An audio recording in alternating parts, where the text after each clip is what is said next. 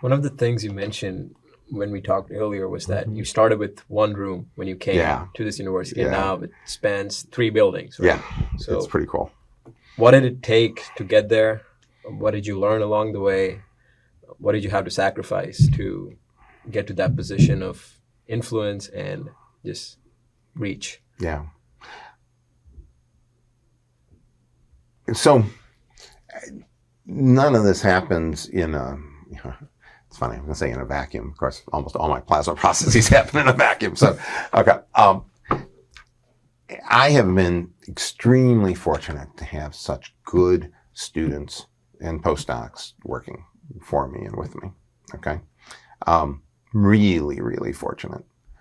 And when you have that, then you learn about new things you can do, right?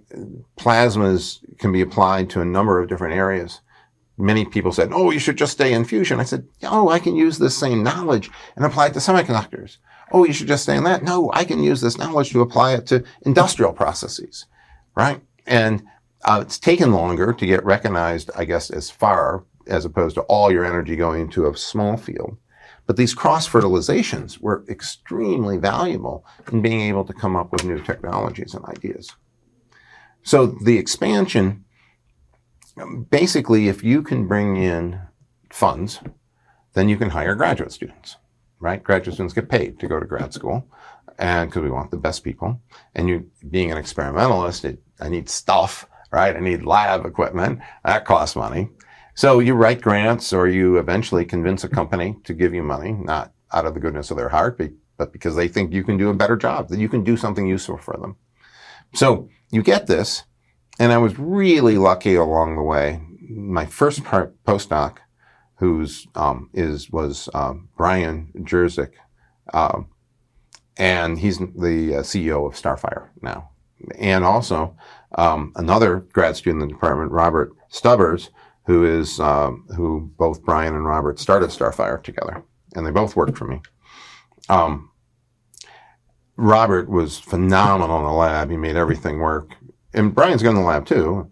And Brian was a phenomenal salesman, although Robert's a good salesman too. I mean, it's just different specialties, right? CEO and CTO, right? And while Brian worked with me as a postdoc, we got like this first big Semitech grant, right? I had someone pushing, and so all of a sudden I'm going from a group of 5 grad students, which is sort of typical, to 10 grad students and a postdoc, right? And then, of course, he leaves and continues on his company, but now I'm left with this bigger group. I get more people in, I get more good people in. And then that kind of propels you to another size. And then you do a few things that really work. And then you can develop more partnerships, and then more people notice your work, and then you can go after larger companies.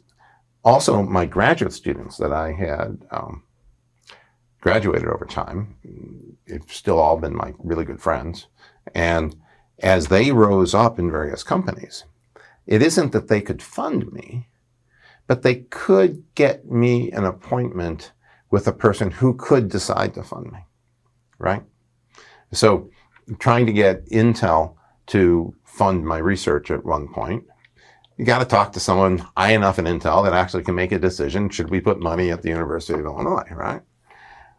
Well, you just come off the street. It's really hard to get that meeting with that person, right? Or build up the trust and so forth. But you have a student that's been working there for 10 years, that's risen up a bit, and that knows how the structure works and know where the opportunity is and who you talk and what they need.